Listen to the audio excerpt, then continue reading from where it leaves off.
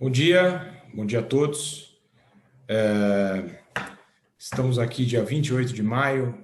Ontem, como todos devem ter acompanhado, aconteceu a assinatura da renovação do contrato de concessão da Malha Paulista, que renovou, portanto, a concessão de 2028 a 2058, mediante uma série de investimentos e alterações estruturantes nas condições de contrato. E estamos aqui hoje reunidos para que as duas partes, pelo lado do governo, o ministro Tarcísio Gomes de Freitas e o diretor da ANTT, Alexandre Porto, e pelo lado da Rumo Logística, o presidente do Conselho de Administração da Rumo, Marcos Lutz, e o presidente da Rumo, João Alberto Beto Abril, debatam conosco e nos contem um pouco da história desse processo.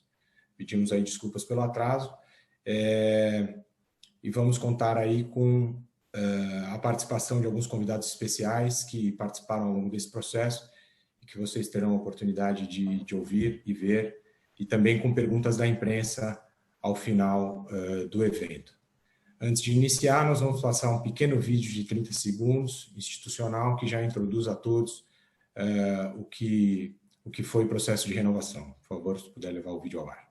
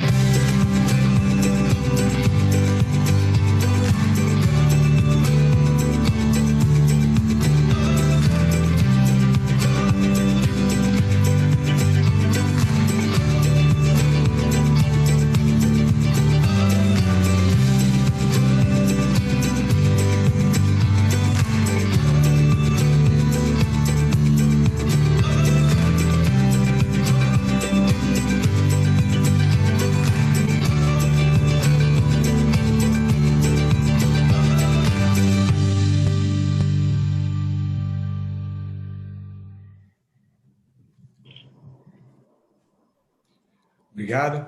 Agradeço a presença de todos que estão acompanhando o nosso webinar. Ele está sendo transmitido também pelo YouTube do Ministério da Infraestrutura. E sem mais delongas, com a palavra o ministro da Infraestrutura, Tarcísio Freitas.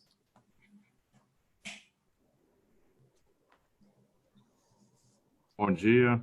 Uma satisfação estar aqui num seminário virtual de comemoração, de celebração. Representa um marco no transporte ferroviário brasileiro. Nós experimentamos no século XIX e início do século XX o primeiro boom ferroviário da nossa história, de 1852 até 1913. A primeira legislação que surgiu no Brasil para a ferrovia, na verdade para concessões de infraestrutura em geral, foi de 1835. Em 1852 nós tivemos uma nova lei que permitiu a primeira estrada de ferro brasileira, que ligava o Porto de Estrela, no fundo da Baía de Guanabara, até Petrópolis, empreendimento do Barão de Mauá, e não por acaso é o patrono do Ministério da Infraestrutura. Depois disso, nós passamos por uma série de movimentos, a crise do modelo desenvolvimentista, nós passamos no final da década de 30, né, pela crise da Bolsa, e ferrovias privadas tiveram que ser encampadas pelo poder público. No final das contas, tivemos uma estatal, e com a crise do modelo desenvolvimentista, perdemos a capacidade de fazer investimento. Perdemos as ferrovias, perdemos o sonho ferroviário.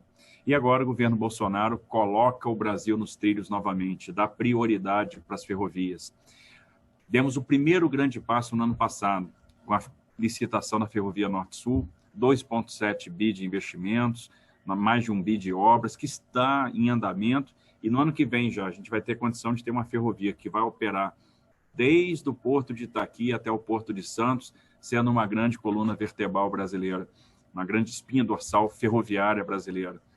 E agora, né, para encaixar na estratégia ferroviária, e a gente precisa perceber que está tudo integrado, vem a prorrogação da Malha Paulista.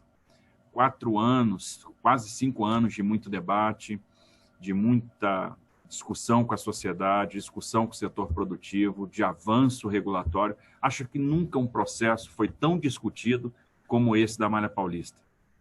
Quantas idas e vindas, quantas audiências públicas, sessões presenciais, discussão com o Ministério Público Federal, discussão com o Tribunal de Contas da União, até que a gente chegasse num modelo que, sem sombra de dúvida, é um modelo muito benéfico para a sociedade. Estamos falando de 6 bilhões de investimentos nos próximos 5 anos. E de uma ampliação de capacidade, nós vamos mais que dobrar a malha. Vamos sair de uma malha com 35 milhões de toneladas para 75 em 5 anos, podendo chegar a 105, 110 milhões de toneladas de capacidade. E que vai nos demandar ajustar, já na sequência, a chegada ao Porto de Santos.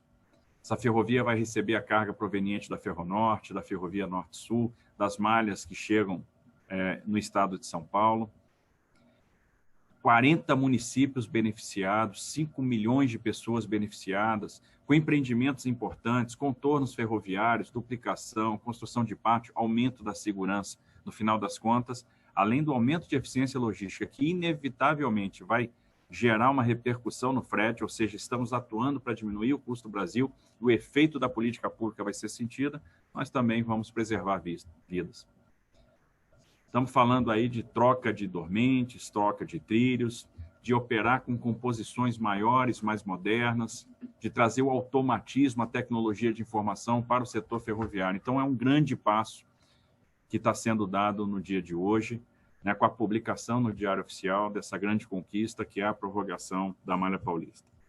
Um acordo feito com a concessionária que põe fim a 20 anos de controvérsia judicial, onde a União vai receber 1,6 bi, além dos 2,9 bi de outorga que nós temos na ferrovia. Então, estamos andando para frente dentro daquela estratégia que foi estabelecida lá atrás. E é muito bom ter ideia e fazer as ideias acontecerem. Isso só foi possível porque houve o empenho da área técnica do Ministério da Infraestrutura, o empenho da competente área técnica da NTT, que deu um banho nesse processo, o empenho da Rumo, que trabalhou conosco, ombro a ombro, melhorando a cada dia o modelo e adequando a nossa expectativa, aquilo que nós esperávamos enquanto formuladores da política pública. Então, um trabalho feito a várias mãos. Nós tivemos o apoio da iniciativa privada, o apoio da indústria ferroviária, o apoio do agronegócio. Houve uma mobilização de forças vivas para que isso se concretizasse, para que a gente vencesse esse desafio. E não vai parar por aí, não vai ficar por aí. Nós vamos avançar na obra da FIOL, em pouco tempo nós vamos ter a FIOL ligada à Ferrovia Norte-Sul, vamos avançar na Ferrogrão, vamos avançar no Mato Grosso, vamos avançar com a Ferrovia de Integração do Centro-Oeste, vamos avançar com a Malha Sul. Nós estamos dando apenas o primeiro passo na direção de reequilibrar a matriz de transportes do Brasil. Vamos sair lá dos nossos 15% de participação no modo ferroviário para os 30%, seguramente. E aliando isso com o investimento que vai ser feito em dorvia, em cabotagem, o Brasil vai ser outro em pouco tempo em termos de logística, e isso se deve ao empenho das forças vivas, ao empenho de empresas que acreditam no Brasil, que acreditam, projetam o futuro, ao empenho de servidores que hoje são executivos de Estado e se comportam como executivos de Estado. E sem esse empenho coletivo, sem esse esforço, não seria possível chegar onde nós chegamos. Nós vamos fazer a diferença na vida das pessoas, na diferença na vida do setor produtivo, na diferença daquelas 10 mil pessoas que vão ter emprego agora. As encomendas na indústria ferroviária vão voltar, então a gente também trouxe a esperança para um segmento da indústria brasileira. São indústrias de rodeiro, de eixo, de locomotiva, que vão passar a ter encomendas com esse boom ferroviário, com essa nova explosão ferroviária que nós vamos experimentar daqui para frente. Nós estamos falando de dezenas de bilhões de reais que serão investidos no setor nos próximos anos. E é bom ressaltar a confiança, de empresas que resolveram, apesar da crise, não demitir, apostar no Brasil, manter seu plano de investimentos, e isso vai ser transformador. Então, No dia de hoje, eu só quero expressar o meu reconhecimento a todos os atores que permitiram, né, que nós fizéssemos a travessia e iniciássemos agora um novo capítulo da nossa história ferroviária. E esse capítulo está se iniciando hoje. Obrigado, ministro Tarcísio, pelas colocações. Acredito que levantou diversos temas que serão tratados hoje ao longo das perguntas.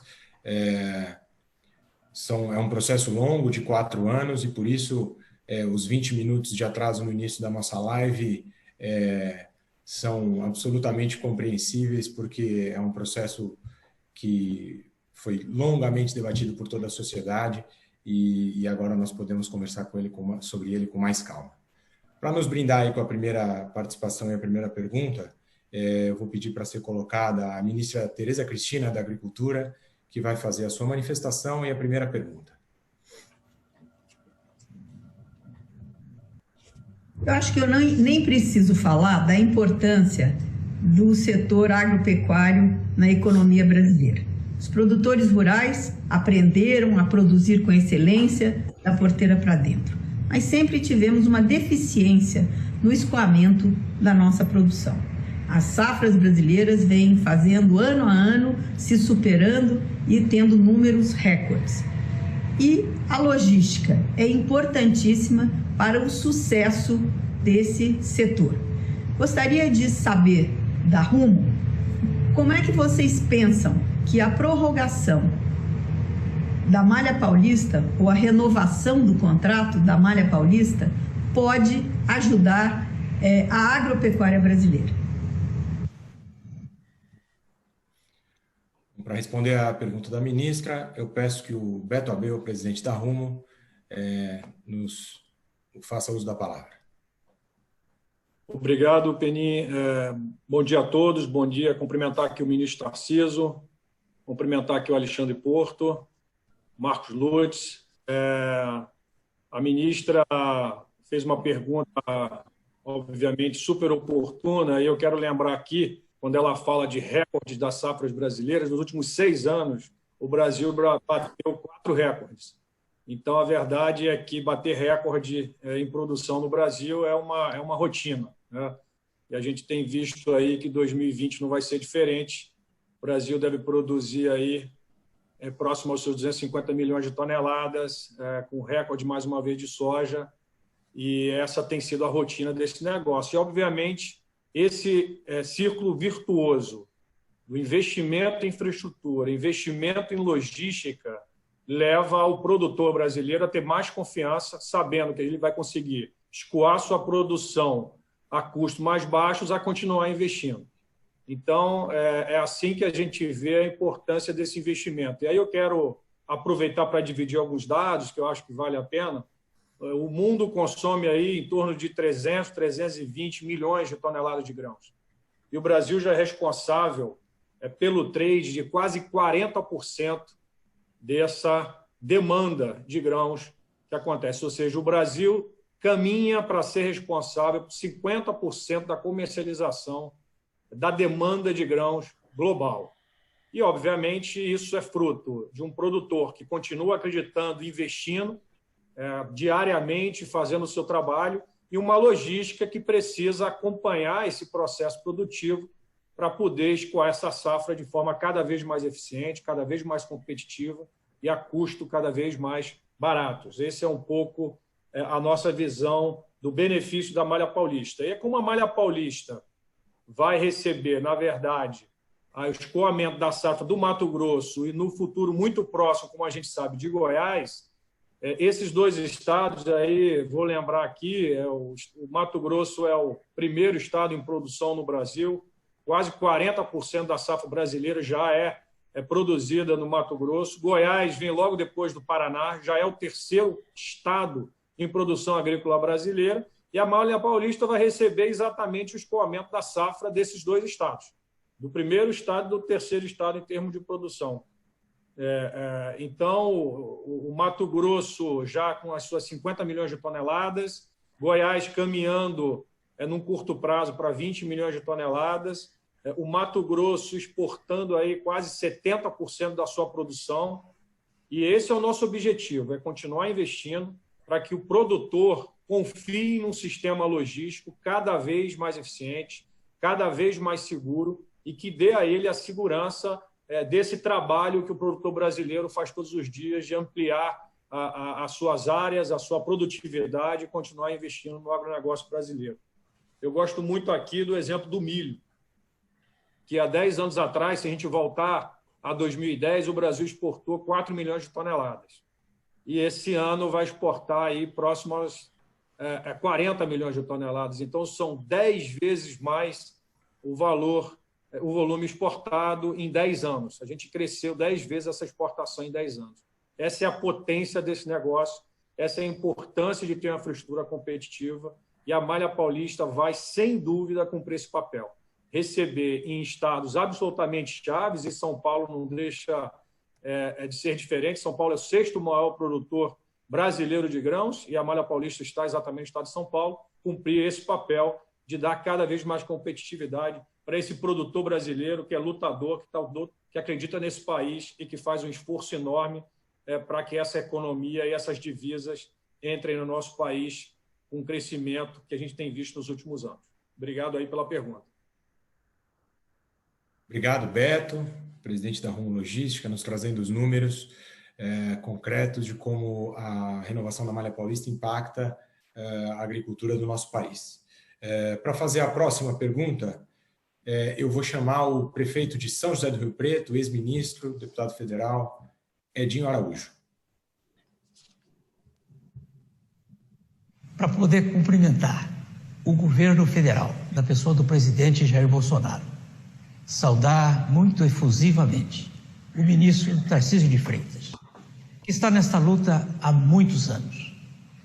Cumprimentar o Tribunal de Contas da União pela sensibilidade que teve, a NTT, cumprimentar a Rumo, toda a sua diretoria, porque esse momento significa progresso, significa melhorar a ferrovia paulista, o sonho de todos os riopretenses e desta região é este contorno ferroviário.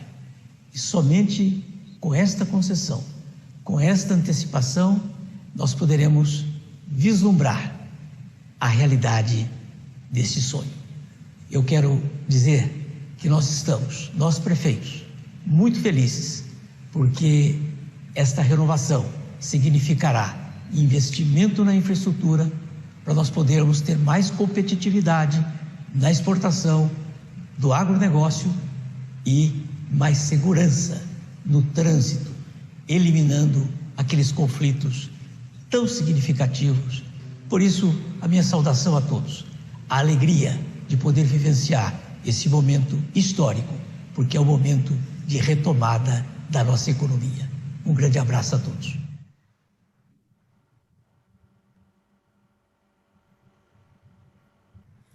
Bom, agradeço aí ao prefeito Edinho pela colocação.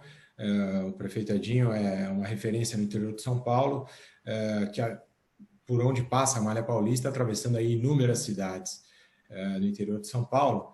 E para dialogar aí com a colocação do prefeito Edinho, eu gostaria de perguntar ao Alexandre Porto, em nome do prefeito e em nome dele de todos os prefeitos da Malha Paulista que atravessam o estado de São Paulo, perguntar ao Alexandre Porto, diretor da Agência Nacional de Transportes Terrestres, quantos municípios serão beneficiados com intervenções de conflito urbano, de redução de conflitos urbanos no projeto, e o que são essas intervenções, que tipos de intervenções são essas de redução de conflitos urbanos? Por favor, Alexandre. Bom, primeiramente, bom dia a todos.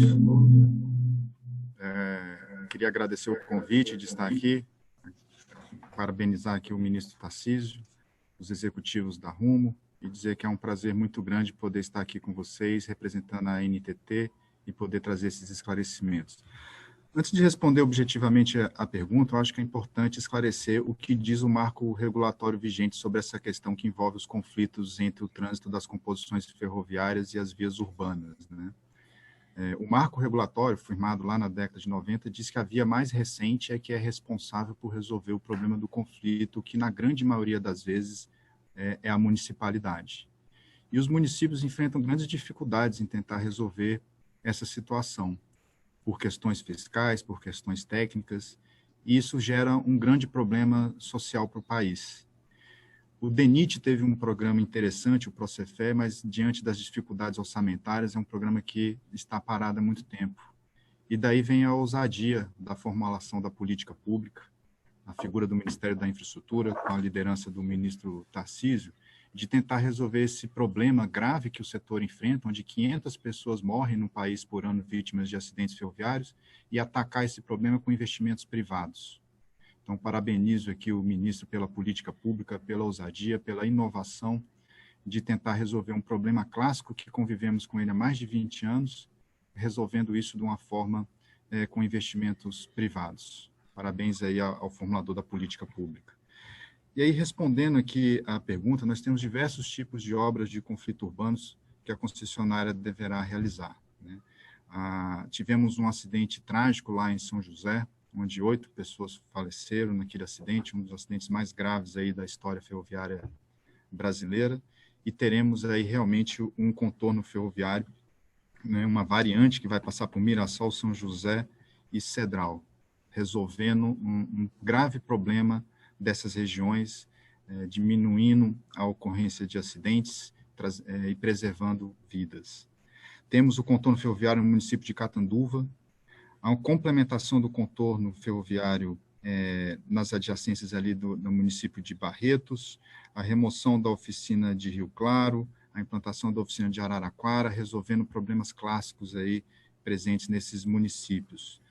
Temos 40 municípios contemplados com obras de conflito urbano como obrigação de fazer, e todas essas obras deverão ser entregues pela concessionária no mais tardar daqui 5, 6 anos. Mais de 4 milhões de pessoas sendo beneficiadas com isso. Vidas serão preservadas, o que é o mais importante, né? A preocupação que o Ministério teve em trazer nesse contrato de prorrogação obras sociais, obras que preservam vida, e a gente tentar diminuir essa estatística de número de óbitos que a gente enfrenta no país. Teremos várias passarelas, vários viadutos, né, que vão resolver o conflito entre a ferrovia e a municipalidade, vedação da faixa de domínio, e ao todo nós temos aí 40 municípios do estado de São Paulo sendo contemplados com obras e investimentos, todos eles custeados pela iniciativa privada. É importante dizer isso.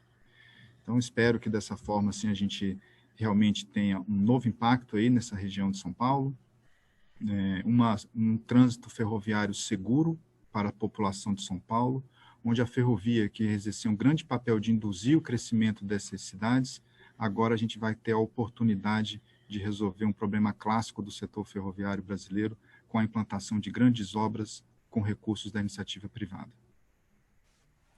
Obrigado, Alexandre Porto, diretor da ANTT, pelos esclarecimentos. Serão aí, portanto, 40 municípios contemplados num programa de investimentos bastante ousado. Para fazer a próxima pergunta e a próxima manifestação, eu convido o governador do Mato Grosso, Mauro Mendes. Parabéns a todos, parabéns por essa grande conquista que é a aprovação dessa ampliação da malha paulista, ferrovia tão importante aqui para o Brasil, para São Paulo e para todos os estados aqui da região centro-oeste. Mato Grosso, em especial, um estado que tem essa grande capacidade de produção agrícola, vamos crescer muito nos próximos anos, se Deus quiser, e a logística é importante para que nós possamos levar aos portos, levar a outras partes do mundo tudo aquilo que nós produzimos aqui. Parabéns, ministro Tarcísio, parabéns a todos os diretores da empresa, a todos aqueles que colaboraram e trabalharam para que esta vitória pudesse se materializar. E eu gostaria nesse momento de fazer uma pergunta aos diretores, a esses empreendedores da Rumo, que é quando que começa efetivamente as obras e, o mais importante, quando que nós vamos começar as ações concretas para essa ferrovia sair de Rondonópolis, chegar até o nosso centro do estado, talvez ali na região de Nova Mutum, de Lucas, e não se esqueça, compromisso feito conosco, passando aqui pela cidade de Cuiabá. Obrigado, governador. governador Mauro Mendes, como o Beto colocou na resposta dele inicial, Mato Grosso, o maior produtor de grãos do Brasil, e o governador carrega aí, portanto, a responsabilidade de conduzir o Estado, que dá essa contribuição tão decisiva para a nossa balança comercial, e sempre foi aí um entusiasta de primeira hora dos projetos ferroviários. Então, para responder aí diretamente à indagação do governador Mauro Mendes, eu convido o presidente do Conselho de Administração da Rumo, o senhor Marcos Lutz. Bom dia, obrigado, Penin.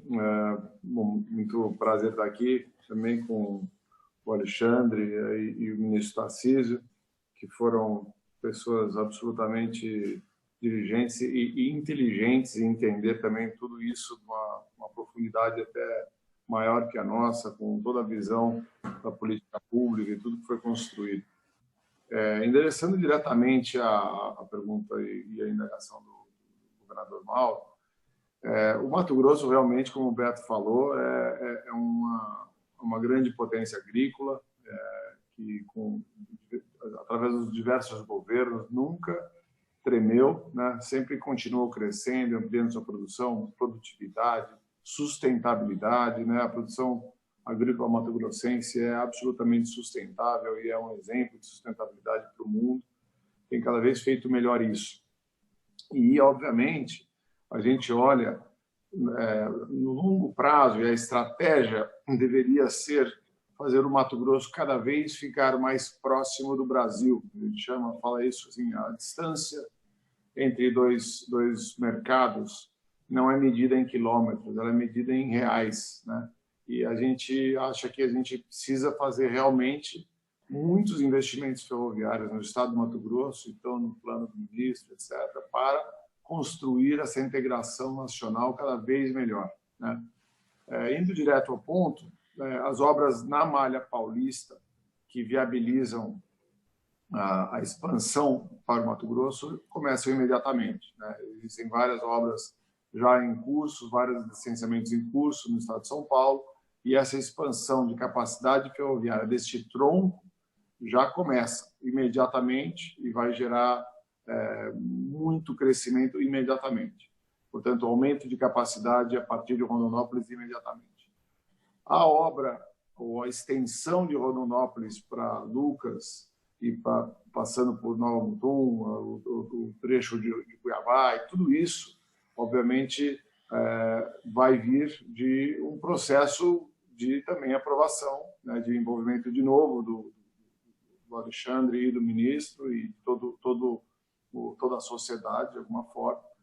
Mas a gente está preparado para isso, né? Isso é um compromisso meu, inclusive, de muito tempo atrás, com o ministro Tarcísio. Antes dele ser ministro, escrevi um cartão de visita para ele, que ele podia cobrar neste dia, que era o dia que a gente estaria comemorando a assinatura da Paulista. Ele poderia cobrar nosso compromisso de extensão da nossa malha para o centro do Mato Grosso, né? E aí, indo até Lucas, ou passando até por Lucas, indo até a frente, eu vejo que no longuíssimo prazo o Mato Grosso deveria ter uma malha ferroviária, inclusive captação, e o encurtamento do estado do Mato Grosso é um país, né, gigantesco, precisaria de muito mais do que simplesmente uma linha passando por Mutum, indo até Lucas e etc. Acho que tem muito mais a fazer ainda.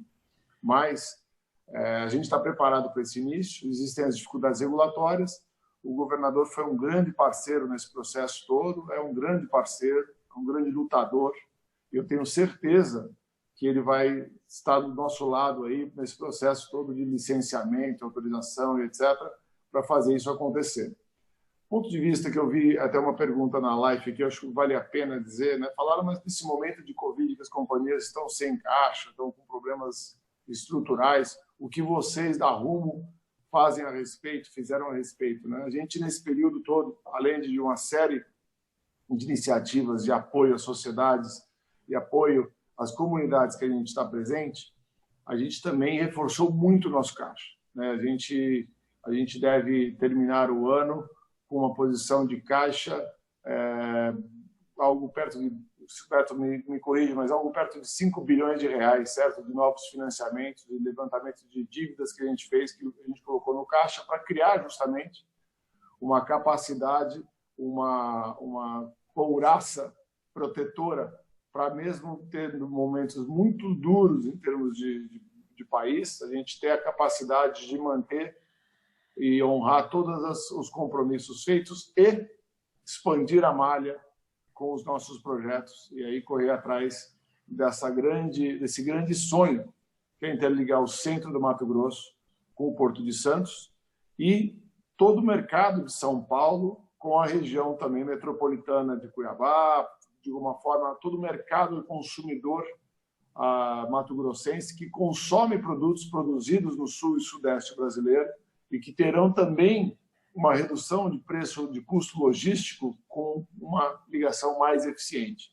E uma maior industrialização do estado do Mato Grosso, podendo também acessar mercados no sul e sudeste brasileiro, que são grandes mercados consumidores de diversos produtos do agronegócio ou de outras coisas que vão passar a se desenvolver industrialmente no estado do Mato Grosso. Mas muito obrigado pela pergunta. Obrigado, Marcos. Marcos, para quem não sabe, tem uma história intimamente relacionada à história da ferrovia. O avô dele, o general Lutz, foi construtor da primeira ferrovia que chegou ao centro-oeste do país, né?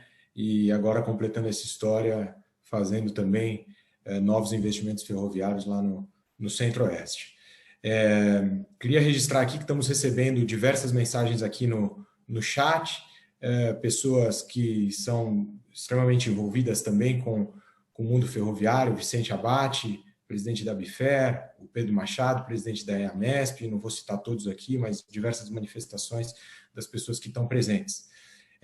Queria chamar a próxima pergunta e colocação do senador Jaime Campos, também do Mato Grosso.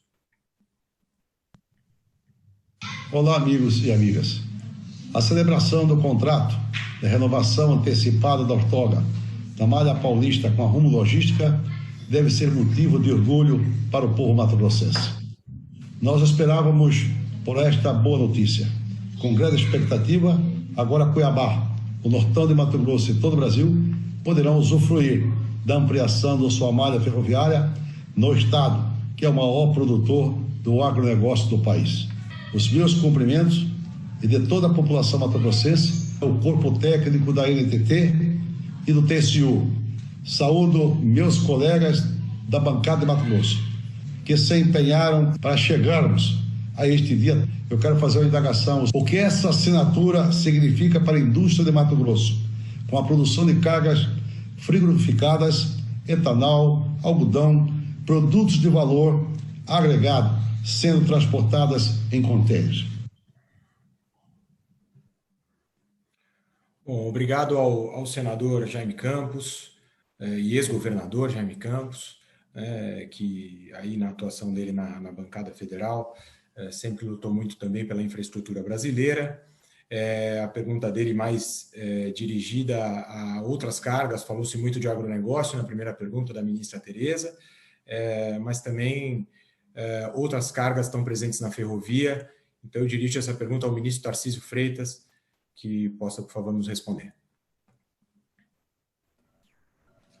Bom, na verdade, obviamente, o agronegócio vai ter um peso muito importante, mas não é só o agronegócio. A gente vai ter a ferrovia transportando carga frigorificada, líquidos, carga industrializada, tanto do estado do Mato Grosso em direção ao Porto de Santos, como o contrário, fazendo um movimento de São Paulo para o estado de Cuiabá. Então, a gente integra o estado na malha ferroviária, a gente proporciona, né, que novas cargas sejam transportadas.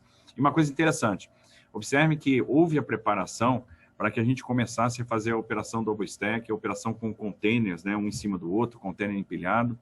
Então, houve todo o investimento em rebaixamento de linha, um aumento de gabarito de obras de arte especiais, para que a gente pudesse fazer essa operação. Então, a operação de container em direção ao estado do Mato Grosso, de carga frigorificada em direção ao estado do Mato Grosso, vai crescer muito nesses próximos anos.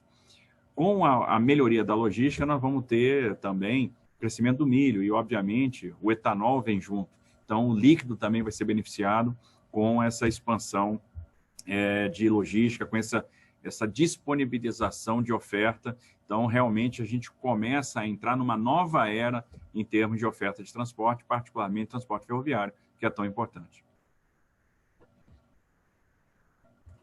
Obrigado, ministro Tarcísio, ressaltando aí a diversidade de cargas na ferrovia, que é crescente. Queria registrar também aqui a manifestação do almirante Murilo Barbosa, da ATP, e com isso aproveitar para dizer aos senhores que a gente teria a pergunta do prefeito Paulo Alexandre Barbosa de Santos, mas enfim, por uma questão aí técnica nós não conseguimos fazê-lo a tempo, mas registrar a pergunta do prefeito Paulo Alexandre e a importância aí também na integração dos portos com as ferrovias, né? Acho que isso deve aparecer nas perguntas dos jornalistas. Gostaria de passar para a próxima pergunta, a pergunta do presidente da Federação das Indústrias do Estado de São Paulo, a Fiesp, o Dr. Paulo Scaff. A grande preocupação agora é a retomada da economia aqui no Brasil. A minha pergunta para você, Marcos Lutz, quanto vocês vão investir ainda esse ano de 2020? Quantos empregos diretos e indiretos vão ser gerados, tanto diretamente nas obras como na cadeia de suprimentos? E o que vai acontecer de real ainda esse ano, que sem dúvida nenhuma vai ajudar muito a impulsionar essa retomada da economia brasileira. E no próximo ano também, se você puder me comentar, tanto em relação a 20 como em relação a 21. Bom, o presidente Paulo Scaff poupou o papel do mediador e já dirigiu diretamente a pergunta ao Marcos Lutz, então, por favor, Marcos. Olha, Paulo, é o seguinte, primeiro a gente faz isso em projetos relativamente fechados e relativamente curtos, né? Mas esse ano a gente tem previsto 3 bilhões e 100 milhões de reais de investimento ferroviário, e um pedaço muito grande disso, perto de 2 bilhões, é justamente nesta malha paulista, onde a gente tem o maior desafio de adequação. Tem muita coisa que tem que ser feita, mas os números concretos é o seguinte, são inclusive obrigações contratuais, né? A gente tem o corredor da Norte entre 2020 e 2023, portanto, muito nesse período Covid e retomada pós-Covid, esse corredor vai ter um investimento de 9,2 bilhões de reais, e a gente tem, de novo, algo próximo à metade disso acontecendo na malha paulista e a outra metade na malha norte. De 2020 a 2023 serão 12 bilhões de reais investimentos ferroviários feitos pela Rumo, isto ainda sem colocar um projeto a ser regulamentado e aprovado da expansão da malha norte para Lucas, mas que está sim nos nossos orçamentos, está nas nossas previsões. Em relação a empregos, isso significa 10 mil empregos, né? Então, em termos de atividade econômica, 10 mil empregos, conforme o Alexandre já falou, a gente vai estar atuando em 40 municípios, né? São mais de 5,3 milhões de pessoas afetadas ou tocadas por esses investimentos nesses municípios. E a gente está falando de muitas empresas, né, que estão tendo pedidos com isso. Então, eu vou citar algumas importantes referências, a GE, a Amtec, a IOSP Maxion, que fabrica vagões, a Knock, que fabrica freios, Placer, que fabrica máquinas de manutenção de via e coisas assim, Randon, que é no sul, mas também fabrica vagões. E, assim, centenas de pequenas empresas que vão estar, de alguma forma, sendo ativadas e tendo pedidos no momento que, obviamente, ter pedidos, às vezes, é a diferença entre morrer ou viver, né? Então, acho que esses são os principais dados, né? Eu acho que, como a gente estava falando, o agronegócio atravessa por crises normalmente sem ver, atravessa as tempestades sem olhar as ondas, né? Porque realmente é um grupo de grandes empreendedores espalhados pelo Brasil inteiro que trabalham de sol a sol, 7 dias por semana para crescer a produção agrícola. E este é o grande mercado da Rumo que a gente tem que atender, além dos outros grandes mercados este é um que é a principal carga e ela em si já justifica todos esses investimentos. Então é isso. Muito obrigado pela pergunta. Obrigado, Marcos. Respondendo à pergunta do Paulo Scaff, presidente da Fiesp, com um enfoque mais voltado aqui para o estado de São Paulo, os impactos aí da renovação da malha paulista no estado e na indústria do estado e na indústria também de alguns outros estados que fabricam componentes para a ferrovia aqui no Brasil, né? Gostaria de passar para a próxima pergunta, mas antes disso, registrar que nós já temos aí mais de 800 pessoas acompanhando aqui o nosso webinar e agradecer, enfim, a todos aqueles que estão acompanhando, que eu aprendi hoje que não se pode chamar de ouvintes nem de telespectadores, são aqueles que estão acompanhando o webinar, e dizer que é possível acompanhar também pelo YouTube do Ministério da Infraestrutura. A próxima colocação e a última que nós temos gravadas, e depois nós passaremos para as perguntas dos jornalistas, vem da bancada no Senado e na Câmara dos Deputados. Então, eu vou chamar aqui o deputado Neri Geller, líder da bancada do Mato Grosso no Congresso Nacional, e o senador Wellington Fagundes. Rondonópolis, a minha cidade natal, ela está exatamente no entroncamento rodoviário da BR-364 com a 163. Temos o terminal ferroviário da nossa ferrovia Ferronorte, considerado o maior terminal da América Latina. Portanto, uma cidade muito bem estruturada. E eu quero aqui deixar a pergunta para vocês. Qual a importância que representa o nosso terminal ferroviário para essa expansão que está sendo planejada pela Rumo?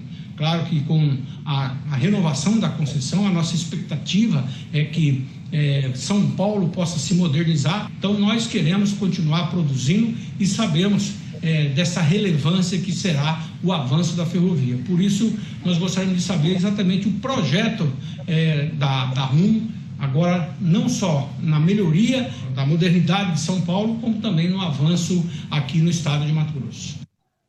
Olá, meus amigos. Essa questão da malha paulista foi e vai ser um marco, principalmente para o centro-oeste brasileiro, resgatando o compromisso de trazer realmente a ferrovia de Rondonópolis até o médio norte mato-grossense, na condição de coordenador da bancada. Estamos muito animados, porque todo o suporte foi dado para que realmente isso ocorresse. Parabéns, ministro Tarcísio, conte conosco. Com certeza esse legado vai ficar para as futuras gerações. Nós vamos gerar emprego, nós vamos gerar renda para as pessoas que precisam e vamos estimular para que se reduza realmente o custo de produção, aumentando assim a produção mais longínqua, mais fora da BR-163 e beneficiando todo o centro-oeste brasileiro e consequentemente o Brasil. Parabéns, estamos juntos. Bom, como nós tivemos aí, portanto, a manifestação do senador Wellington Fagundes, presidente da FRENLOG, inclusive, da Frente de Logística do Senado Federal, e do deputado Neri, o líder da bancada do Mato Grosso, eu vou chamar para falarem tanto sobre as obras que estão sendo feitas lá em Rondonópolis, né, as expansões e como isso se conecta com a questão da malha paulista, como também sobre os impactos, novamente, sobre os produtores da região lá de Lucas do Rio Verde e do Médio Norte do Mato Grosso. Vou tomar a liberdade também de convidar duas pessoas, o ministro Tarcísio e depois o comentário do Beto Abreu, para comentar as duas perguntas. Bom, primeiro, interessante esse seminário virtual, porque nós estamos aqui agora tendo também a assistência de alunos do curso de Tecnólogo em Logística da Faculdade CDL de Fortaleza. Então, parabéns ao professor Aldemar Alves de Moraes, um oi aí para vocês, obrigado aí pela presença, e também do curso técnico de Logística da Escola Técnica lá de Maracanaú, no Ceará.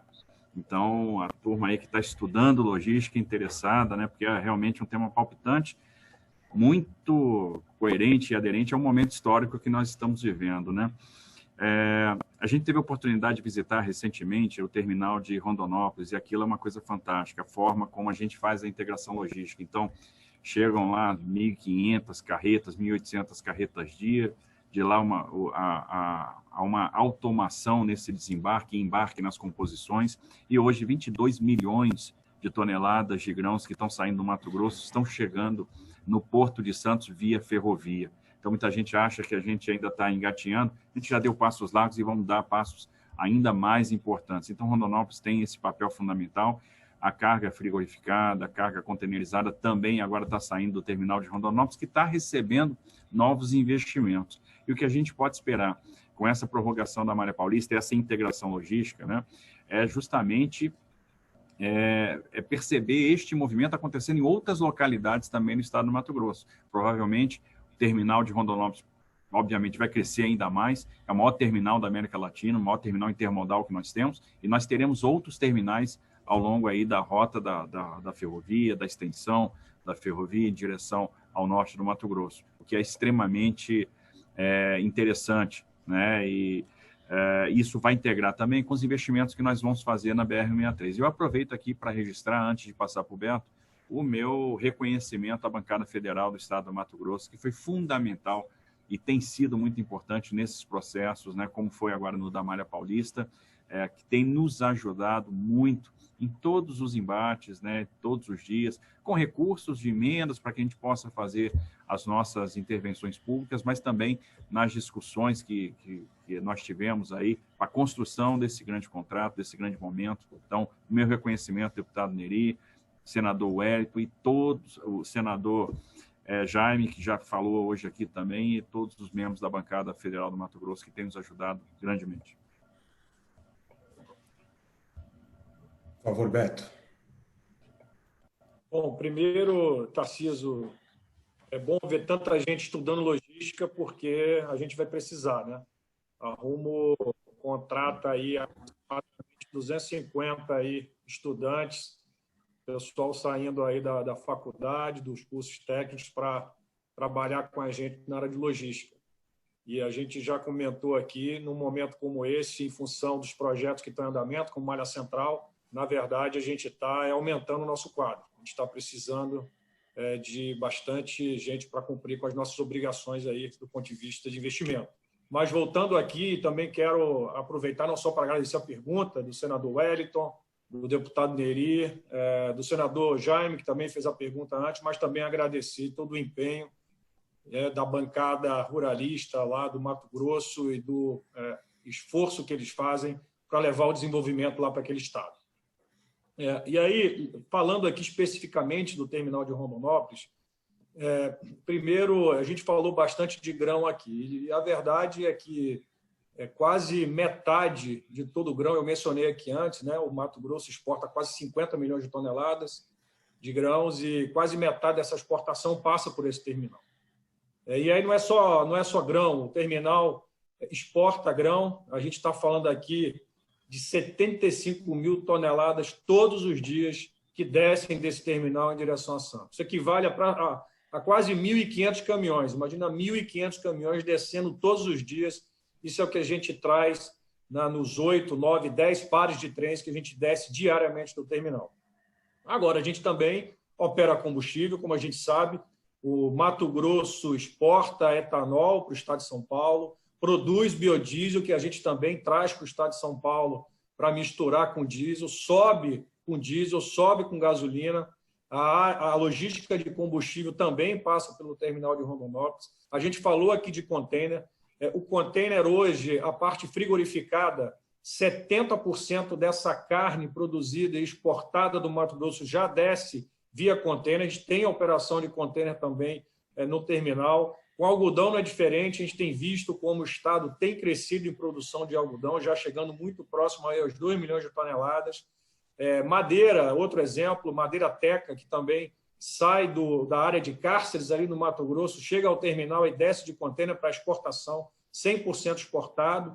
Enfim, é uma infinidade de oportunidades e de materiais e de produtos que passam por esse terminal. E a boa notícia, e foi comentado que é o maior terminal da América Latina, multimodal, né? Mas a boa notícia é que ele está sendo ampliado. E a inauguração dessas obras acontecem já nas próximas semanas. A gente já está aí com 95% das obras concluídas, conseguimos, mais uma vez, com um trabalho conjunto com as secretarias de saúde, com os municípios, com a vigilância sanitária, o Ministério Público, manter as obras dentro desse novo protocolo, preservando a segurança e a saúde dos funcionários, que é nosso objetivo, mas as obras lá não pararam, e esse terminal, a partir de junho, vai ter 50% a mais de capacidade do que ele tem hoje.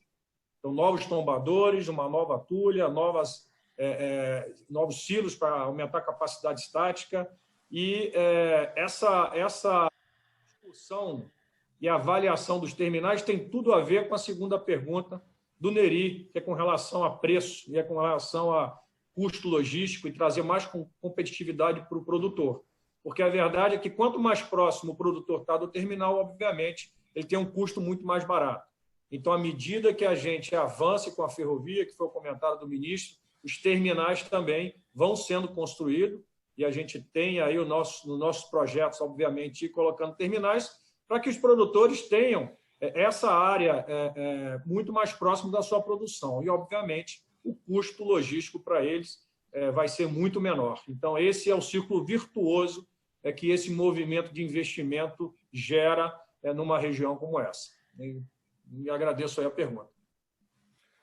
Muito obrigado, ministro Tarcísio, pelas respostas. Muito obrigado, Beto Abreu, pelas respostas. Bastante esclarecedoras aí e trazendo elementos concretos para a nossa discussão. Aqui nós encerramos a primeira parte, que é a parte em que nós temos as perguntas e colocações de autoridades e personalidades que participaram ao longo desse processo.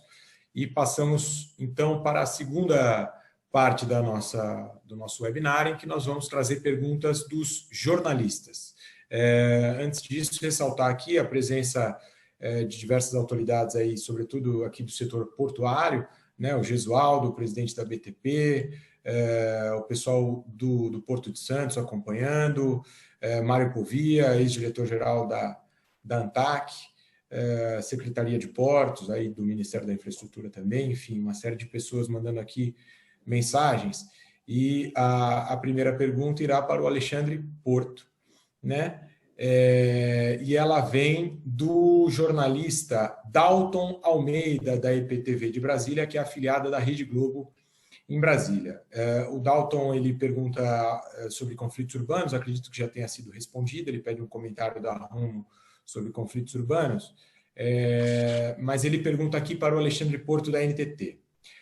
Se a concessionária não cumprir os prazos para execução das obras previstas, quais as punições e multas que podem ser aplicadas? Por favor, Alexandre. Bom, obrigado pela pergunta. Acho que essa é uma preocupação não só do jornalista, mas de toda a sociedade de modo geral em relação a esse processo. E o regulador teve muita atenção quanto a isso, né? Havendo um descumprimento do contrato em relação às obras, a primeira coisa é reequilibrar o contrato. Ele tinha um dispêndio previsto para ocorrer no ano, à medida que isso não ocorre ou é atrasado, a concessionária não pode se locupletar desse benefício econômico de postergar, então imediatamente o contrato ele é reequilibrado mediante o acréscimo ao TOCR, que se dá por meio de uma fórmula paramétrica muito objetiva. Aplica-se também a penalidade prevista, né? Para cada descumprimento contratual, o contrato prevê uma penalidade e será aberto um processo administrativo para verificar o que aconteceu e, havendo culpa da concessionária, será aplicada uma penalidade correspondente. E temos também uma cláusula resolutiva, né? Uma das coisas que ensejou a prorrogação antecipada é trazer investimentos de forma imediata. E à medida que esses investimentos não acontecerem, né, a prorrogação, em certa medida, perde o seu sentido. Então, o contrato ele tem uma cláusula forte, uma cláusula resolutiva, que se a concessionária não cumprir no mínimo 80% das obras previstas até o 5º ano do contrato de concessão, o termo aditivo cai. E aí o contrato volta para a sua situação original, e a gente entende dessa forma que a gente garante aí que esse contrato será adimplido pela concessionária. Obrigado, Alexandre, pela resposta. A próxima pergunta, e antes de fazê-la, eu vou registrar também a audiência do Fernando Paes, presidente da NTF, e das demais concessionárias de ferrovias, que também mandam mensagens aqui, dizendo que estão acompanhando o webinar. Então, todo o setor aí nos acompanhando no momento. A próxima pergunta ela vem do jornalista Jimmy Amora, da Agência Infra, e ela é dirigida ao ministro Tarcísio Freitas. E eu vou lê-la para o senhor, ministro. O ministro Freitas tem defendido o mecanismo de investimentos cruzados para desenvolver a infraestrutura ferroviária. Por que, no caso da Rumo Malha Paulista, os 2,9 bilhões de outorga foi para o pagamento ao Tesouro? E aí ele manda uma segunda pergunta, ministro, que é: ao longo do processo de renovação, a NTT sempre rebateu críticos da proposta, dizendo que o novo contrato garantiria competição, o que não era possível no anterior, porque daria capacidade na via e instrumentos de regulação para a agência. Que instrumentos a NTT, e aí o Alexandre, se quiser também complementar, o ministro fique à vontade, que instrumentos a NTT alterou ou precisará alterar para garantir concorrência após a ampliação da capacidade? Bom, muito bem. Obrigado aí pela pergunta, Jimmy. A gente criou aí na legislação, e hoje a gente teve a oportunidade de citar que a primeira legislação que apareceu foi a de 1835, né? Mas uma norma que é fundamental para nós foi a Lei 13448, que trouxe esse mecanismo do investimento cruzado, que é um mecanismo muito interessante, muito inteligente. Observe o que vai ser feito neste momento, né? E aí, falando um pouco já de futuro, nós vamos pegar, por exemplo, a outorga da Vitória Minas e vamos construir a ferrovia de integração do Centro-Oeste. Nós vamos fazer uma ligação do Vale do Araguaia, vamos pegar, por exemplo, a ferrovia de Água Boa até Mara Rosa, em Goiás, ou seja, vou ligar o Vale do Araguaia à ferrovia Norte-Sul. E a concessionária vai construir essa ferrovia para nós, vencendo, então, o risco de engenharia. Aquilo que tinha valor presente líquido negativo passa a ter valor presente líquido positivo. E aí, na sequência, a gente faz a licitação da operação. E essa licitação, obviamente, vai gerar uma nova outorga que vai poder ser reinvestida. A gente está fazendo um levantamento de todas as outorgas e aonde a gente pode empregar essas outorgas. O caso da Malha Paulista é um caso um pouco diferente, porque é uma ferrovia muito importante, por ser uma ligação de vários outros troncos com o Porto de Santos, e ela tinha realmente uma capacidade, uma limitação de capacidade muito severa, e era necessário fazer uma quantidade de investimento muito grande. Além disso, acabamos tendo aí na mão 2,9 bi de outorga, que não necessariamente vai para o Tesouro. A gente tem a possibilidade de fazer investimentos adicionais e até de utilizar, de colocar dinheiro em outras situações, né? A gente vem estudando, por exemplo, usar outorga, né, não no caso da Rumo, mas no caso de outras concessionárias, para comprar os trilhos da FIOL, né? E nós vamos dar um grande impulso à FIOL. A gente vai ver a ferrovia avançando bastante. Então, acho que isso é uma coisa interessante. Nós criamos um mecanismo que vai permitir, por meio do recurso privado, dar um grande impulso no sistema ferroviário. Nós estamos falando, sei lá, de mais de 40 bi, vamos chegar a quase 50 bi de investimento nos próximos anos. É por isso que nós vamos levar as ferrovias no Brasil os 30% de participação no modo de transporte, até talvez superando um pouco isso. Então, é uma coisa extremamente inteligente. Nós temos esses 2,9 bi de outorga na mão, que vão poder ser usados em investimentos adicionais na própria Malha Paulista, por exemplo, ou em outras destinações a critério do poder concedente. A outra questão é que o contrato é muito forte do ponto de vista regulatório e traz várias inovações. Muita gente se preocupava, né, com o direito de passagem, com equacionar isso. O pessoal pedia lá, olha, tem que ter uma reserva de percentual. Agora, se reservar percentual sem o take or pay, isso, no final das contas, é destruição de valor. Então, o mecanismo que foi estabelecido é inteligente.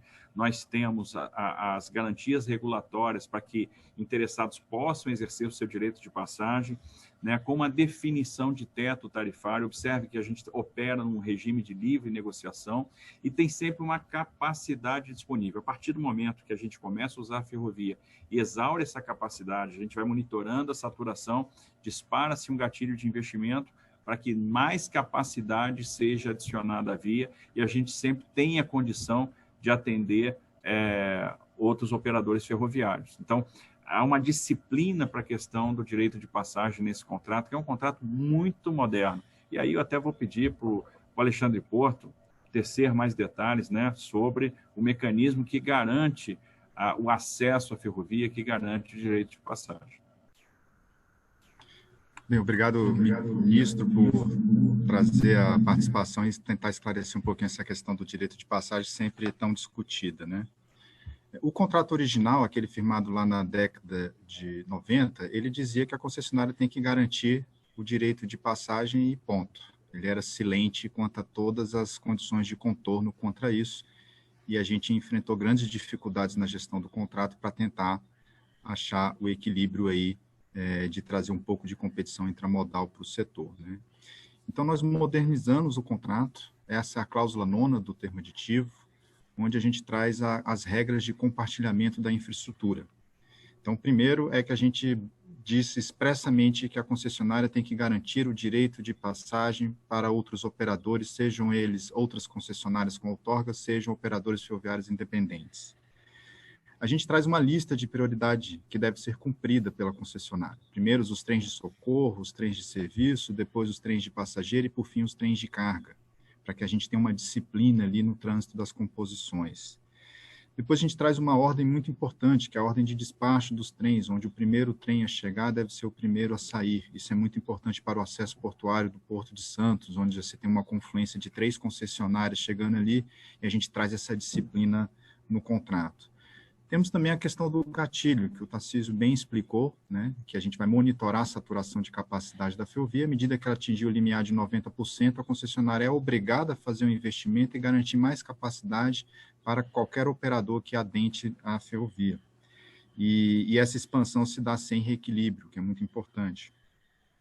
Agora, isso de nada adianta se a agência não tiver instrumentos para fiscalizar o cumprimento dessas regras.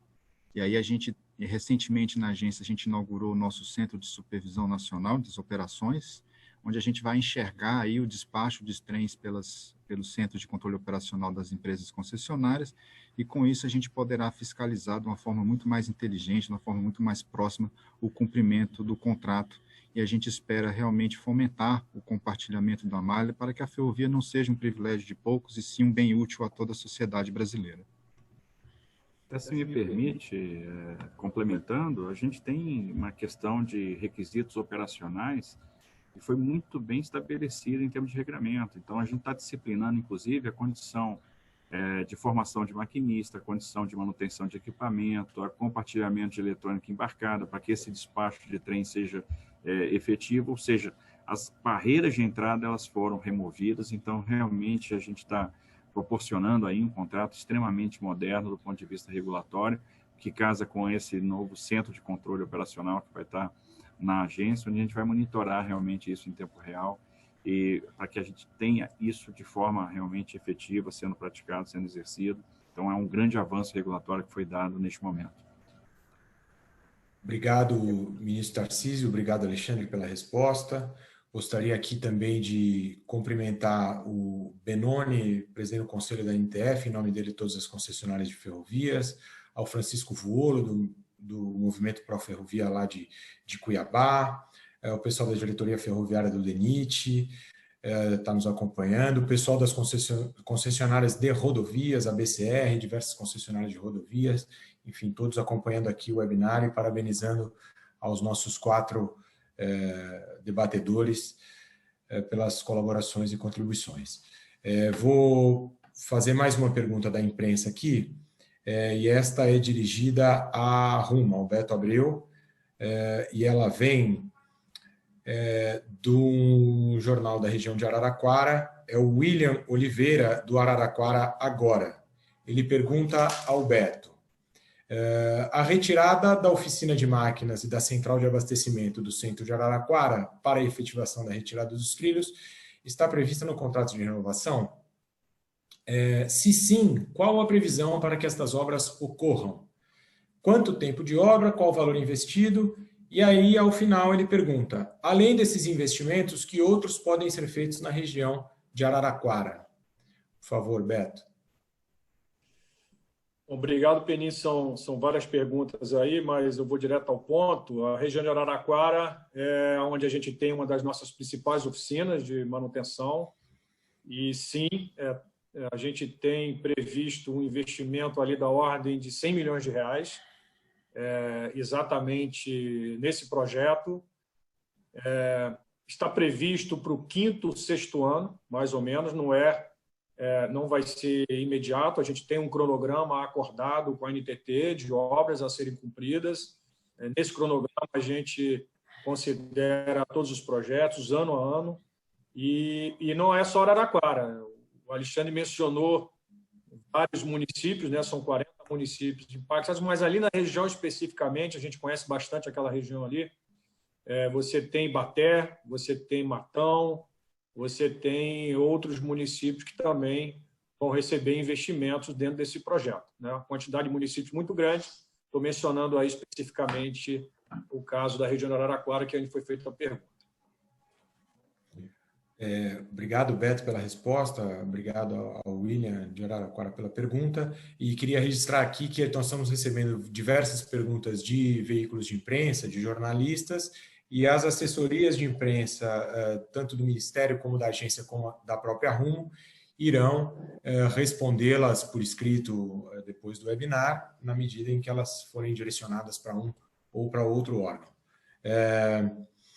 Vamos, então, para a última pergunta da imprensa, e ela é dirigida ao ministro Tarcísio Freitas, e ela é da Revista Ferroviária, um veículo especializado, da jornalista Bianca Rocha. Ela pergunta: ministro, com a assinatura da Rumo Malha Paulista, é possível dizer que o caminho está aberto para outras renovações? Como está o projeto da Estrada de Ferro Carajás e da Estrada de Ferro Vitória Minas? É possível que o projeto seja aprovado, mesmo com objeções da área técnica? Essa é a pergunta da Bianca, da Revista Ferroviária.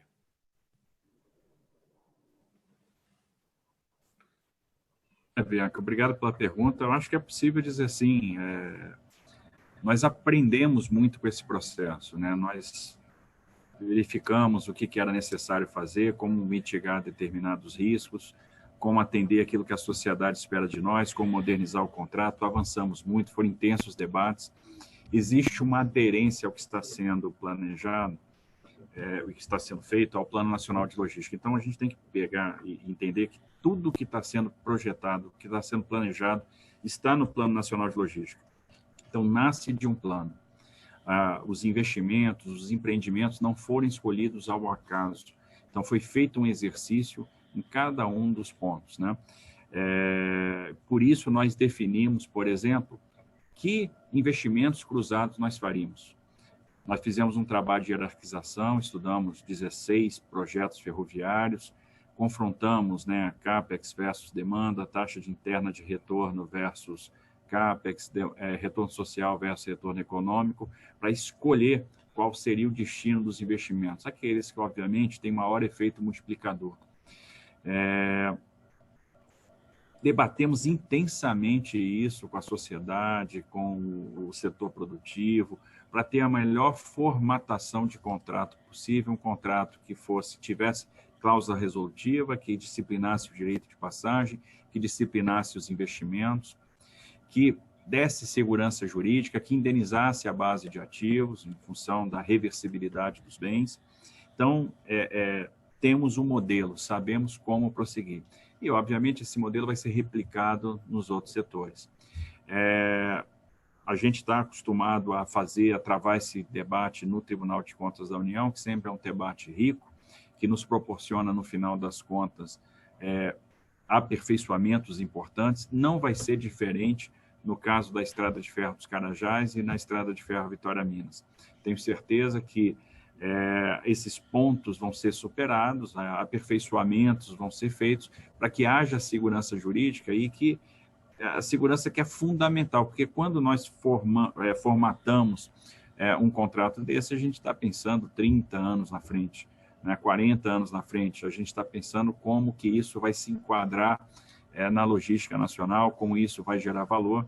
Então, esses debates são muito ricos. Temos experiência nisso já e nós temos um ambiente favorável a isso no Tribunal de Contas da União. A gente percebe um tribunal muito comprometido com o país, muito apto a receber sugestões, muito aberto para o debate, para o contraditório, muito apto à construção de saídas. Então, eu não tenho dúvida que nós vamos ser bem-sucedidos, que a várias mãos nós vamos conseguir construir consenso em torno dessas renovações também da Estrada de Ferro dos Carajás, da Estrada de Ferro Vitória Minas, e digo, sem muito medo de errar, nós estamos mais perto do que longe de também comemorar daqui a pouco uma autorização do TCU e já partir para essa fase que nós estamos hoje, que é de assinatura de contrato. Porque não vai faltar empenho, não vai faltar debate, não vai faltar bom senso. A gente sabe que, e isso já foi verbalizado, que determinadas inovações, ousadias como a do investimento cruzado, foram bem recepcionadas pelo corpo de ministros do tribunal, porque no momento que nós estamos vivendo, que é de compressão fiscal, e ainda mais agora agravado pela crise que passamos, a ousadia é fundamental para que a gente possa dar os próximos passos. Então, realmente, eu estou muito confiante de que nós vamos fazer as outras prorrogações, né? A gente abre um espaço violento, por exemplo, com Carajás e Vitória Minas, para a construção do ramal Cariacica-Anchieta, para a construção da ferrovia de integração do Centro-Oeste. Tenho certeza que nós vamos avançar por meio do investimento cruzado na FIOL. Já estamos discutindo a transposição da linha de cargas, né, e passageiros com a MRS. A MRS vai para o tribunal de forma muito breve. Avançamos muito na discussão com a VLI. E eu já estou de olho na malha sul, para que a gente possa fazer, por exemplo, a recuperação do ramal e a repotencialização do ramal de Cruz Alta, de Uruguaiana, ligar esses dois, o extremo do Rio Grande do Sul, o extremo oeste, ao Porto do Rio Grande, recuperar todo o tronco sul, poder chegar ao terminal de Sumaré, lá em São Paulo, poder, por exemplo, fazer a conexão com a malha do Paraná, fazer uma perna para Maracaju, no Mato Grosso do Sul, e assim a gente vai integrando o Brasil, vai botando o Brasil nos trilhos, que é o nosso compromisso. Então, estou muito confiante, é o caminho que nós temos que seguir, e a prorrogação antecipada realmente é um pilar fundamental da nossa estratégia ferroviária. Obrigado, ministro. E ao agradecê-lo, o senhor mencionou a Malha Sul, queria agradecer também a presença do pessoal do Sul, João Arthur, da FIEP, queria agradecer a presença do pessoal da ProSoja, Deon e demais, queria agradecer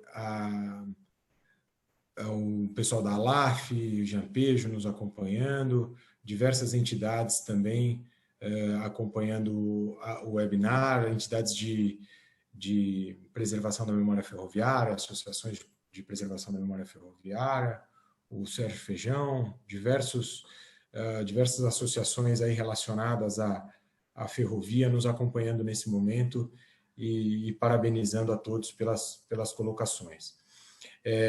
Acredito que tenhamos aí chegado ao final da fase de perguntas e cumprido à risca aí a nossa previsão de horário de durarmos 1 hora, e temos ainda alguns minutos para as considerações finais de todos os participantes, e aí eu vou iniciar pelo Alexandre Porto. Por favor, Alexandre, se você puder fazer a sua consideração final. Bom, primeiro, mais uma vez, agradecer a oportunidade de poder estar aqui e poder contribuir com o debate. Segundo, prestar a homenagem ao ministro Tarcísio pelo compromisso de sempre nos apoiar. Para quem não sabe, esse processo ele inicia lá em 2015, 2016, e quando ele estava lá na secretaria do PPI, a gente passava por grandes dificuldades internas na NTT, e foi uma pessoa realmente que sempre estendeu a mão e nos ajudou. Então, sem esse apoio, foi fundamental lá em 2018, a gente não estaria aqui hoje, podendo trazer esses investimentos para a sociedade. Segundo, não posso deixar de homenagear os colegas da NTT, né? Por meio do seu corpo técnico, a gente conseguiu trazer bastante segurança jurídica, trazer uma boa técnica, e não pense que o Tribunal de Contas aprovaria se a gente não tivesse bastante robustez, bastante convicção técnica em tudo aquilo que a gente está fazendo. Acho que quando o tribunal aprova essa prorrogação antecipada, é porque ele se sentiu tranquilo quando viu o lastro técnico que todo esse processo tem, e isso só é possível graças ao quadro técnico da NTT e ao apoio que nós tivemos ao longo desse processo. Então, dedico aqui também para a sociedade paulista, principalmente nas obras de conflito urbano, onde a preocupação com a vida sempre é fundamental. Teremos R$1 bilhão de investimentos privados para preservar vidas, o que é muito importante para nós. Obrigado, Alexandre. Parabéns pela sua atuação ao longo de todo esse processo e parabéns pela participação aqui no webinar, nos esclarecendo diversos pontos deste longo e complexo processo. Passo a palavra, então, para as considerações finais do presidente da Rumo, Beto Abreu. Beto, por favor. Obrigado, Penin. Minhas palavras também são de agradecimento. Alexandre, eu vou começar pela NTT, com esse brilhante corpo técnico, um conhecimento enorme. A gente aprendeu muito nesse processo. A gente sai conhecendo muito mais de logística e de ferrovia do que a gente entrou nessa discussão. Agradecer ao ministro por dar essa visão de longo prazo, não só para a nossa companhia, mas para o setor. Para onde é que a gente vai, o nosso futuro, para onde é que aponta. Isso dá para a gente a previsibilidade necessária para planejar nossos projetos, para buscar os recursos necessários para fazer o investimento. E o corpo técnico também, não só todas as secretarias, também jurídico. Agradecer a AGU. Não quero deixar de agradecer aqui, em nome do ministro Augusto Nardes, do Tribunal de Contas da União, Ministério Público, enfim, foram muito tempo de debate, muito aprendizado, e que não foi em vão. A gente vai olhar para frente, para os novos projetos, tendo aprendido muita coisa, o que vai ajudar a gente bastante do ponto de vista de agilidade nos próximos passos. Queria dizer também ao ministro que hoje, às 7 horas da manhã, a gente recebeu a publicação da renovação da malha no Diário Oficial e 8 horas da manhã nosso time já estava trabalhando. Então, fazer aqui o nosso compromisso de que a gente vai, a partir de hoje, já começou a trabalhar com todo o empenho para cumprir com todas as nossas obrigações. Eu vou tomar a liberdade aqui também de agradecer ao time da Rumo. E aí, Penin, vou usar você como grande comandante, pilotou esse avião aí nesses últimos anos. Agradecer em nome do Guilherme Penin, toda a equipe da Rumo pelo empenho. Tenho muito orgulho desse time, do que esse time tem feito, não só no momento que a gente está vivendo, mas também conseguir manter nossos planos de investimento, manter nossos projetos, continuar acreditando nesse país. E tudo isso que a gente conseguiu construir e está discutindo hoje aqui nessa live é porque o objetivo de todos os atores era convergente no sentido de fazer o Brasil mais competitivo. É isso que todos nós estamos buscando, fazer o Brasil mais competitivo nas cadeias de valor que a gente atua. Então, agradeço aí a todos pela participação. Obrigado, Beto, pelas suas colocações. Me permito sair um segundo do papel de moderador e agradecê-lo, e dizer que esse agradecimento não é a mim, ele é a todos aqueles que todos os dias acordam cedo e dão um suor para que a gente consiga chegar até aqui, toda a minha equipe, toda a equipe da Rumo Logística, das suas diversas áreas, e que participou, e em contatos técnicos sempre intensos com as equipes das diversas áreas do governo, sobretudo a Agência Nacional de Transportes Terrestres e o Ministério da Infraestrutura. Voltando agora ao papel de moderador, eu passo a palavra para as considerações finais do Marcos Lutz, o presidente do Conselho de Administração da Rumo.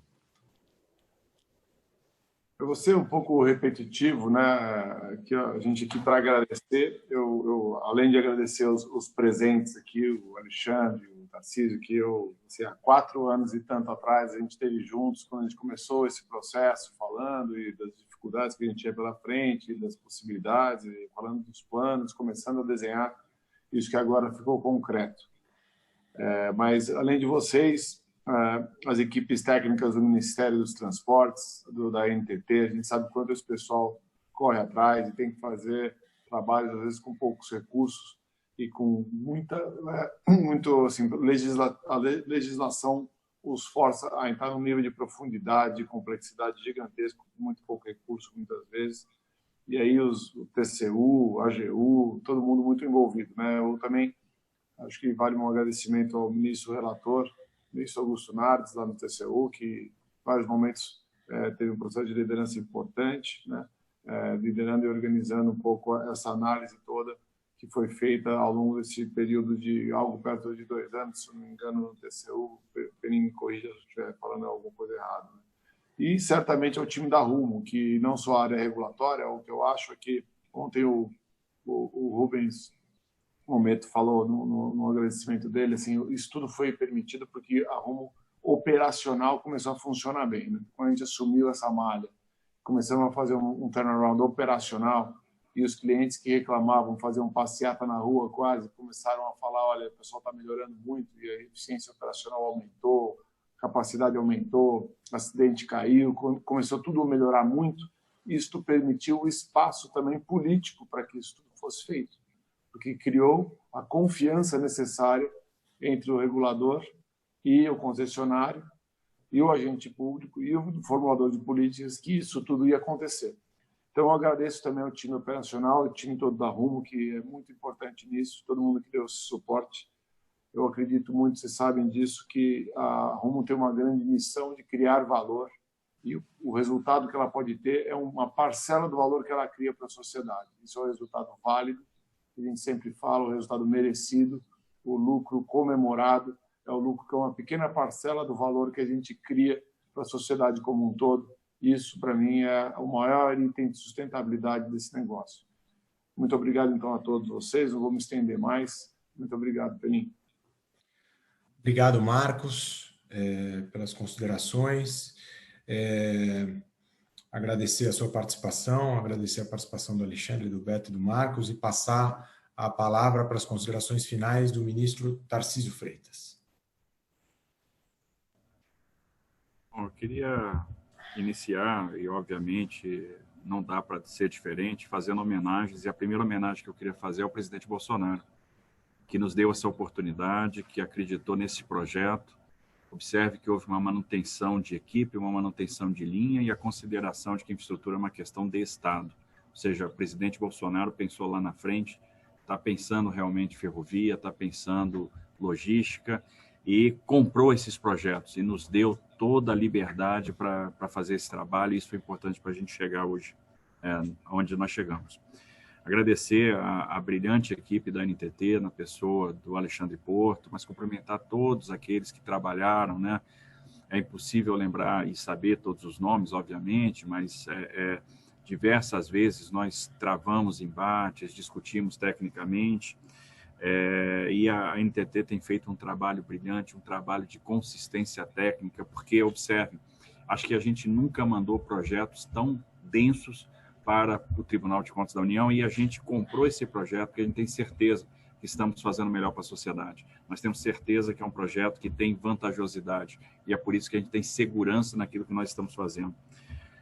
Nesse processo, eu conheci a equipe da Rumo, né, antes com o Júlio Fontana, quem eu presto aqui também a minha homenagem, agora com o Beto, Penin e toda a equipe técnica, e aprendi a respeitar, né, pelo empenho, pelo profissionalismo, pelo padrão apresentado. Agradecer a todos aqui do Ministério da Infraestrutura, ao Tribunal de Contas da União pelos embates, pelas conversas, pela construção deste processo, que no final das contas resultou num contrato que é extremamente moderno do ponto de vista regulatório.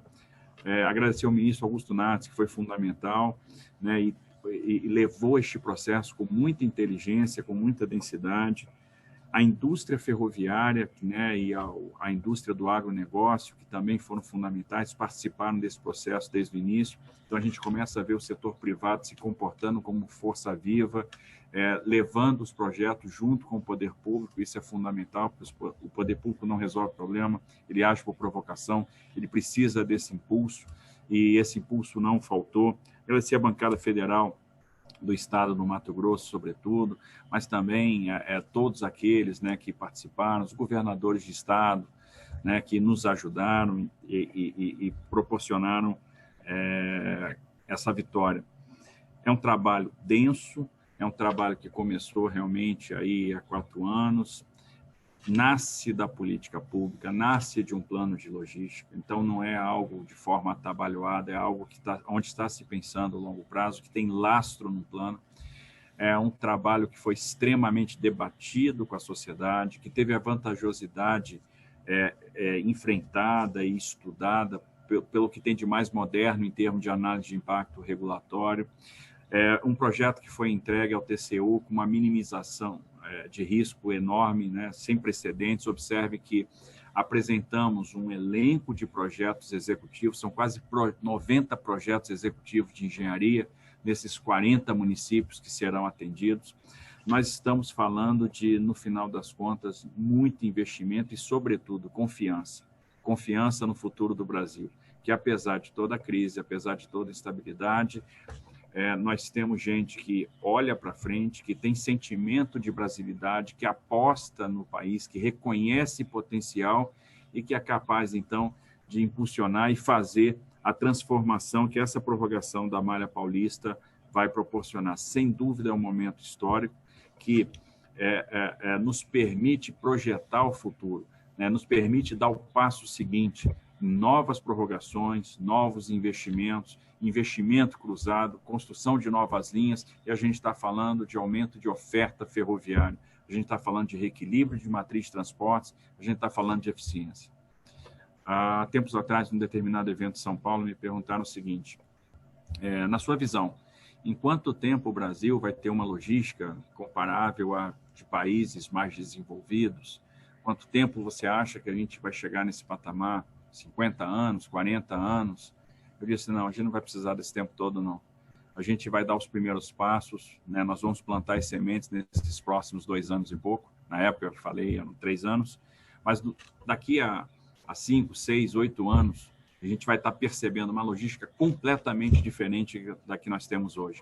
E isso vai repercutir no bolso do produtor, vai repercutir no setor produtivo, vai diminuir o custo do Brasil e vai nos permitir aproveitar o potencial que nós temos. Então, eu quero render a minha homenagem a todos os brasileiros que acreditam nesse país e que dedicaram empenho, talento, engenharia, esforço, conhecimento de logística para que a gente chegasse onde nós chegamos. E agora é o passo seguinte, é a materialização do campo, daquilo tudo que foi pensado, que estava até aqui na prancheta. E eu tenho certeza que nós vamos ser muito bem-sucedidos, porque nós estamos trabalhando com times extremamente profissionais. Então, muito obrigado, é o máximo que eu posso fazer nesse momento, né? O mínimo que eu posso fazer nesse momento é agradecer muito e prestar minha homenagem de coração, minha sincera homenagem a todos vocês. Muito obrigado, ministro, pelas palavras e colocações, e eu vou me permitir